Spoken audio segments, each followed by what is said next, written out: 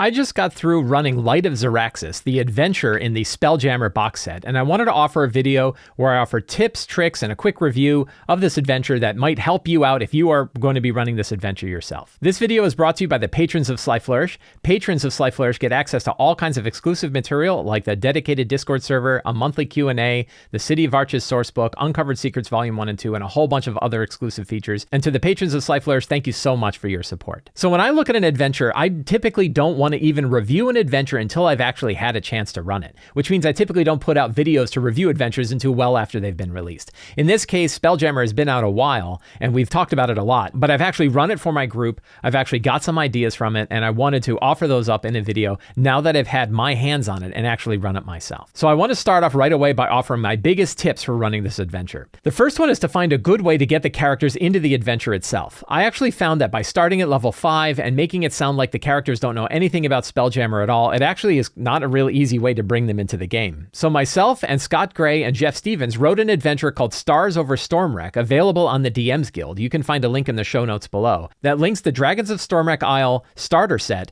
with the adventure Light of Xaryxis, and it connects the two together, so that way you have a full level 1 to level 8 adventure that gets the characters from the very beginning points of their career all the way through to the end of Light of Xaryxis. In the beginning of Light of Xaryxis, the characters board a spelljammer called the Moondancer, and pretty early on, they get to the Rock of Brawl, and then they switch to another ship. All the relationships that they have with the characters on the Moondancer break because they never actually go back again. I actually found it far more useful to stay on the Moondancer and make the Moondancer the primary spelljammer that the characters stay on throughout the entire adventure. I didn't find it was very useful for the characters to switch over from Captain Sartell's Moondancer over to Commodore Crux's ship. I actually thought it was more useful to bring Commodore Crux over to the Moondancer, and that way they could maintain connection with the NPCs. It's this NPC connection, this maintaining of the connections of the NPCs, that I think is vital to running this adventure and makes it much more fun at the end of the game when those characters are at risk during the big battle. So keep the characters on the Moondancer and make the Moondancer their primary headquarters while they're flying through space, and let them maintain all of the NPC relationships that they build along the way. My third tip is to really maintain and reinforce the Flash Gordon style atmosphere of this adventure. This adventure has a huge scope and scale, planetary stuff going on, entire solar systems at risk. It's really, really big in scope and in scale, and it's over the top in the kind of action and the kind of adventure and just the general zaniness of what's going on. The characters are just bigger than life. The situations are big in scale and scope. It's really fun. This isn't a dark and dirty and gritty adventure where you have this really small focus. Instead, this is a grand adventure. Big ships, huge battles, entire planets, huge space whales going through the sky. It's fascinating and fantastic, and don't ever lose that atmosphere while you're running it. My fourth trick, and this one's a little controversial, is to run the ship-to-ship battles in the narrative rather than trying to come up with some kind of system. One of the biggest complaints about the Spelljammer box set is that it really doesn't offer good, solid ship-to-ship combat rules in it. It offers some kind of fuzzier rules about how to maintain ship distance and the kinds of things that ships could do, but a lot of people were not happy with the kind of ship-to-ship combat rules that it had. I actually am a bigger fan of handling that kind of ship-to-ship combat in the narrative rather than trying to come up with some kind of system. It's far more interesting when the ships are closer, when characters are able to board a different ship, when they're able to use all the capabilities that they have as D&D characters, rather than trying to come up with a whole other system that you wrap on top of it. I'm not saying that the complaints aren't valid. I'm just saying I came up with a different way that worked for me, which was trying to handle the ship-to-ship combat in the narrative. Describe how they close the distance, describe how parts of the ships are getting damaged while they're firing on each other, but don't worry too much about tracking hit points or doing damage or all that sort of thing. Make sure instead to get them close enough that the characters can do the things that the characters can do to engage in a fun battle where ships are fighting one another. My fifth biggest tip for this adventure is to give the characters agency in the ending. The ending that's written there actually kind of steers them towards one path. Oh, it turns out that this person you've been saving the whole time, that she's actually against you. Instead, give the characters options for how they want to handle the end of the game. Give them an option to convince Princess Xedali to do what's right. Give them options in the final battle that are hard choices about who they're going to save and how they're going to support this situation that might put their friends at risk.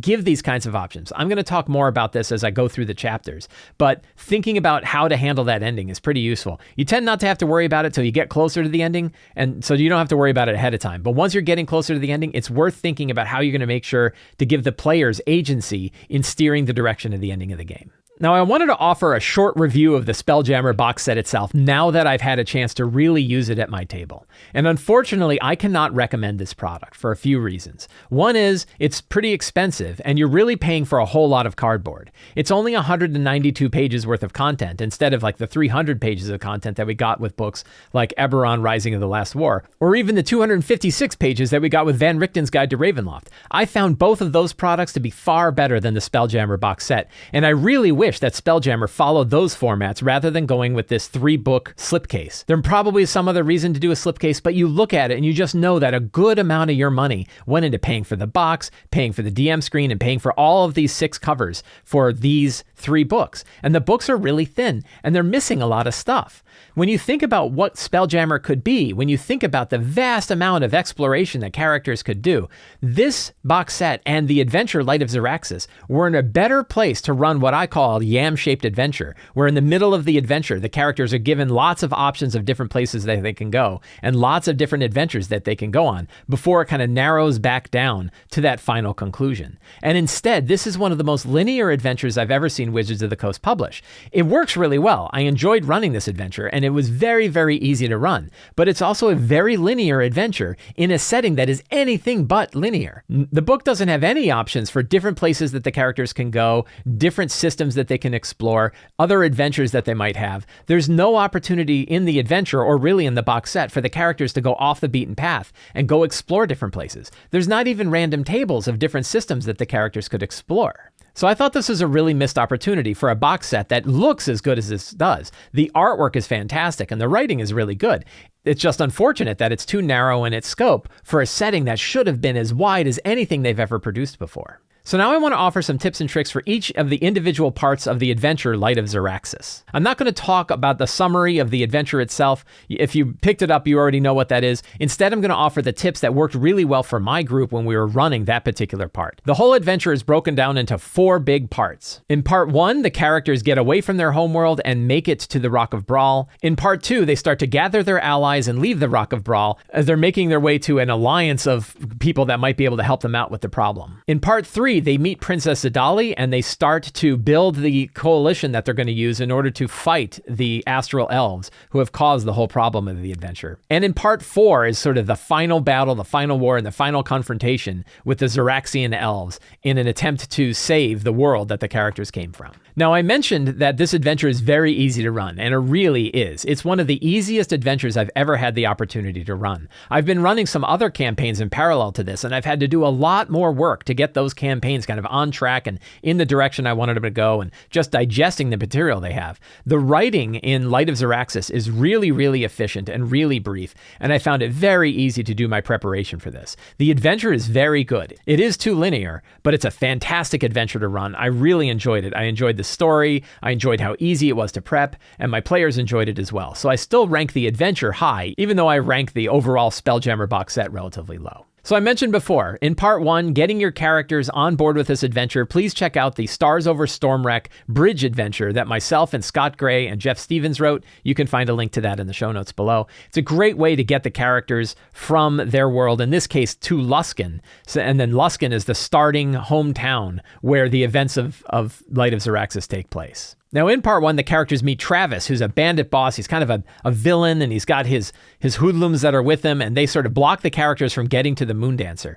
It was actually really interesting in my game that the characters managed to convince Travis that, like, look, the world is falling apart. We need to get out of here. We need to get on that ship. And he was clearly, like, trying to maintain control of his people, but he was scared as much as anybody.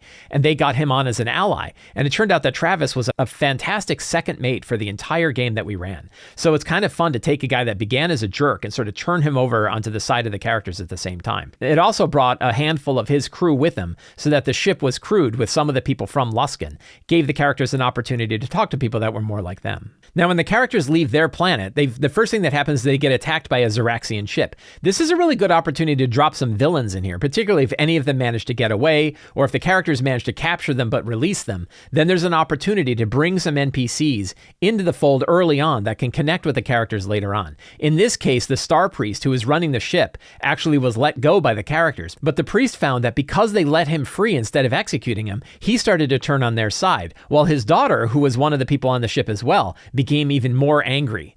And those two NPCs kind of interacted with the characters throughout the adventure in different ways to show how the Xaryxians feel about the characters and how their minds can be changed by the actions of the characters as well. So it's a good opportunity to drop some NPCs in early that the characters can interact with the rest of the game. Again, I mentioned that when you have ship-to-ship battles like you do in the first part of this adventure, that running them in the narrative, getting those ships as close together as you can so that the characters can do things, really worked out well for my game. I don't think anybody in my game was particularly disappointed that we didn't have more sort of tactical ship-to-ship combat rules. Instead, it showed the big space battles that were going on, but they could always focus on what their characters could do. There's a nice fun dungeon delve at the end of part 2, and where the characters are dealing with the Lucent Edict, this derelict ship. The idea of exploring an old derelict ship is a lot of fun, so I really enjoyed that part of the adventure. It's one of the few dungeon crawl parts of this adventure, so take the time to enjoy it. One thing to keep in mind is every one of the chapters in this entire adventure has sort of a cliffhanger ending. It's meant to act like an old school serial where you have these short sessions that are only like an hour or two long, and then you have this cliffhanger that leads to the next session. You don't have to run the cliffhangers exactly the way they are in the book. If you find that like too many battles is just getting boring, or you find that your sessions don't end directly on one of those cliffhangers, you can sort of change things around, change them up, roll some random encounters, and come up with different cliffhangers of your own, or change the approach of any one of the cliffhangers from something like combat to something like NPC interaction as well. So don't hang on too tight. The cliffhangers are a good option if you want to take it, but if you find that the pacing of your own game is different, feel free to either change them or add in your own cliffhangers where you want them. Now, when the characters get to the Rock of Brawl, this is one of the few opportunities for the characters to really kind of go off on their own and explore things. But I know that running cities can be really hard. Anytime I'm running a city, I always get kind of lost about what directions I want to aim the characters, what kind of things I want to do. So a few tricks are make sure that they have a good place to buy and sell stuff. If they've picked up any loot, make sure that you've spent some time ahead of time planning out an area where they can go and they can sell this loot. Players always love magic item shops. So if you can find a place where they could buy maybe a handful of small randomly generated magic items, that could be a really good hook for the characters to get involved. Then look at each of the individual characters' classes and backgrounds and think about what kind of location might work well for them, and then highlight that location. Do a little bit of prep ahead of time so that you know that there are particular locations that particular players are going to be interested in. This way, you're not really spending too much time prepping a whole bunch of different places that the characters aren't going to bother to go to, but you're focusing the city around the characters and the things that they're going to be interested in. That's a good thing to do in pretty much any adventure, but it works particularly well when you're running the Rock of Brawl in Light of Xaryxis. Now, I mentioned this is the chapter where the characters switch over from following Ilana Sartell on the Moondancer to Commodore Crux on a whole different ship. And I just thought there was no good reason to switch ships. Instead, I had the Commodore Crux know Captain Sartell, because they do know each other, and that he convinced her to bring the characters along on their journey. So that way they could stay on the same ship. They could still have the connection to the same crew. Ilana Sartell is still there. Flapjack is still there. They're not losing their connections to their NPCs. And that way, you can treat this in a way sort of like the Mass Effect video games, where while they're going on their journey, they're building more and more relationships with more and more NPCs, and those NPCs are on the ship that they're on. So they're picking up new ones as they go. And then what I found is throughout the entire adventure, as I brought more NPCs on, it wasn't overwhelming. Even though they had 12 or 14 NPCs, they were introduced 1, 2, or 3 at a time. So the players got a chance to remember who they were. And we use that in the final chapter of the game, where those characters, those NPCs, could be at risk during the big final battle. The Ruthless Rygar encounter at the end of this part was actually pretty fun. It's kind of neat that the Star Elves managed to send a mercenary to go and face the characters themselves. He's a powerful villain. He's kind of a unique, interesting creature. It was a really fun fight, so I enjoyed that. So use that Ruthless Rygar encounter about in the middle of this part, and it works really well. When the characters meet Topola and Garganale, that's a really fun kind of relationship between these two. They obviously had some kind of relationship in the past. Topola thinks it's really important to make sure that everybody knows that she's the one who broke it off. But I always like this idea of these two characters who are kind of together and kind of not together. And that was something that I played through all the way to the end of the game. It was really a lot of fun. So that can be kind of a fun NPC interaction between these two that you can work with. I really like the NPCs of Garganale, the Vampirate, and Topola, this sage who can help the characters along. I also had Topola joined the crew so that she was along with them throughout the rest of the adventures as well. She was the one that helped lead the characters to Doom Space and eventually to Xaryxis Space. So again, collecting NPCs as they go, building those relationships, really good time. This is also a really good time where you can ask each player to sit down and talk about what their cabin looks like on the ship. Give the players an opportunity to customize their own little place on this ship. They have their own cabin. They can decorate it how they want. They can put up trophies of their situation. It's a really good way to give them a home base, but that home base is traveling with them throughout this adventure. It's a really neat trick. It was very easy to do, and the players remembered it the whole time that we were playing. Part 2 is also a good point to start introducing the Githyanki. I think that the whole Githyanki-Illithid war that's going on can be a really interesting tapestry that surrounds this entire campaign. It doesn't overtake the campaign is still going the direction that it's going, but the idea that you're always getting hints that the Githyanki are hunting down Mind Flayers, the Mind Flayers are expanding, and anytime if there's any influence of Mind Flayer activity, the Githyanki go and wipe it out. It could be really fun, it could be really dangerous, it could actually lead to a lot of other adventures that you could run around this. Part 3 is where we're introduced to Princess Xedali, who's a major NPC in this adventure and one of the big drivers. If you read ahead to the ending, you know that she actually starts to switch sides at the ending. If the characters get too much of a wind of this, they're going to throw her overboard. They're not going to pay any attention at all. So you need to make sure that it's important that she's critical to the characters succeeding in their adventures, that succeeding in their drive, that she's the one that can help save their planet. She could be a really interesting NPC if you play her and role play her by getting into her mind and getting into her head and thinking about what she's doing. It doesn't mean she won't necessarily betray them at the end,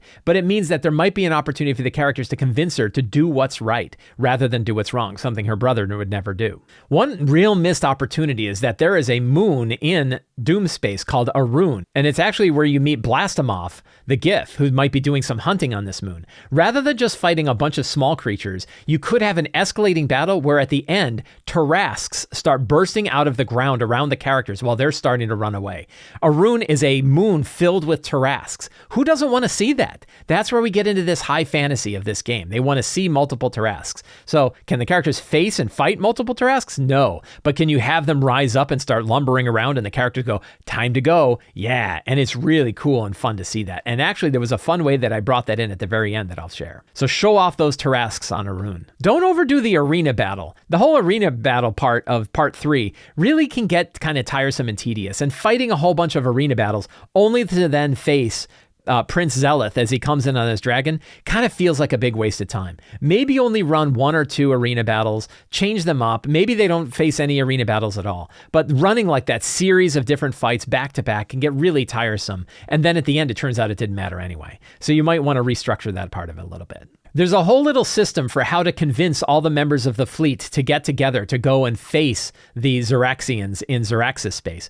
I treated this much more as a roleplay opportunity than I did to kind of come up with any sort of system of who you've convinced and how many points you've got for convincing different people. I threw all that out the window, and instead I had the players and the characters meet with each of the NPCs and convince them to join. And each one was coming at it from a different perspective, and some groups wanted different things than others. The characters would learn about these while they're talking to other characters. But then eventually they would figure out how to convince these groups. Some of them actually didn't go, but many of the groups ended up going with the characters and forming this big fleet, which is sort of the big pinnacle moment at the end of part 3, is your fleet is together and you're headed to Xaryxis space. Now, at the beginning of part 4, this can be another good time to bring the Githyanki involved. Maybe they have actual Githyanki allies who say, if you promise to stay out of our way when we're hunting Mind Flayers, we'll send a couple of dragons your way to join your fleet. That would be kind of a neat thing. I did that in my game and it worked out really well. This is also a great opportunity, again, to bring in a Mass Effect style respite before the big battle. Make sure to have a scene where the players and the characters can meet with all of the NPCs that they've met with. They can have sort of a calm interaction with them while they're going through, heading to Xaryxis space. It can be their sort of last moments where they can really interact with the characters. And during this respite, you want to make it clear to them that not everybody might survive this war. You really want to find a situation where the players and the characters can enjoy all of these connections that they built with all of these NPCs, because some of those connections might not last, because some of those NPCs might not last. So in my case, when I ran the great big final battle, I said that there were basically 3 missions that they could undertake while this battle was going on. So what I did is, instead of having them run some great big space battle, is I gave the characters 3 missions that they could undertake while this great battle was taking place, but they could only actually choose 2 of them before time would run out. So this gave them an option of, okay, which 2 of these missions do we want to undertake, knowing that the 3rd mission we're not going to be able to take, and that's going to change the battle in some way. So an example of the 3 missions that that I gave them. One of them was going after the Xedali capital ship, which was commanding all of the other ships. If they did this, the battle would go much more in their favor for everybody else, but they might miss the opportunity for one of the other two missions. One of the other missions was catching up with the ship that was bringing Princess Xedali after being captured in the arena, and stop that and rescue her before she reaches the Citadel and has the potential to be sacrificed. Then the third one was to race ahead to get to the Citadel before the ceremony would take place, so that they could do it on the characters' grounds rather than getting there as the ceremony was already beginning.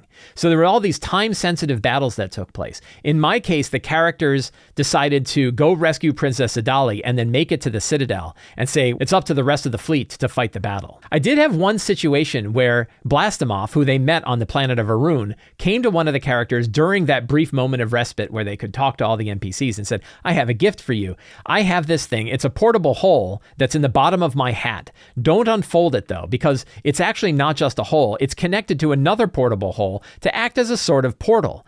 Except I left it on Arun, and I don't know what's going on over on Arun. So I wouldn't unwrap this until you're ready. And then went, wait a minute, isn't that the planet where all the Tarrasques woke up? And he's like, yeah. And he's like, you have a planet full of Tarrasques under your hat? And he's like, I guess I do. And they're like, we're going to give it to this other crew. Take that to the capital ship and throw the hat at the capital ship. And that was really fun. So then the characters chose the other two. The first thing they did was went to the prison ship that had Princess Xedali on it. And then while they were on that ship, they actually saw the capital ship getting destroyed by Tarrasques. And then Tarrasques started flying through the space and destroying other ships too, but on both sides, because you can't really control a Tarrasque. So it was a fun way for them to see that the choices they made had a big impact in the battle that was going on. And seeing Tarrasques doing the breaststroke through space, chasing after the Moondancer, was a really fun scene. At the end of the war, I had a system that I set up to determine which NPCs were potentially at risk during the war. This was really a scary thing that I set up, so I definitely talked to all the players about this ahead of time to make sure that we were all on board with how this was going to work. And the idea was that at the end of this great big space battle, I would roll 2d6. That number is the number of threats that exist against the NPCs that the players know.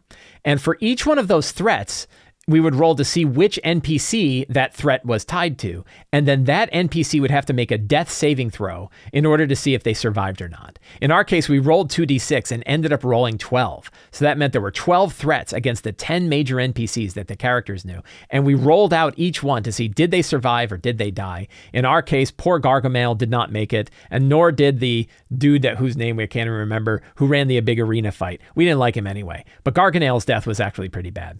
Then one way that the characters could affect it is if they were willing to give a permanent magic item to an NPC that they liked, and that NPC got threatened, they could have advantage on the saving throw. So this was an opportunity for the characters to go through their inventory, find magic items they weren't using, give them to NPCs that they really liked, and give them an extra chance at survival should they be threatened more than once.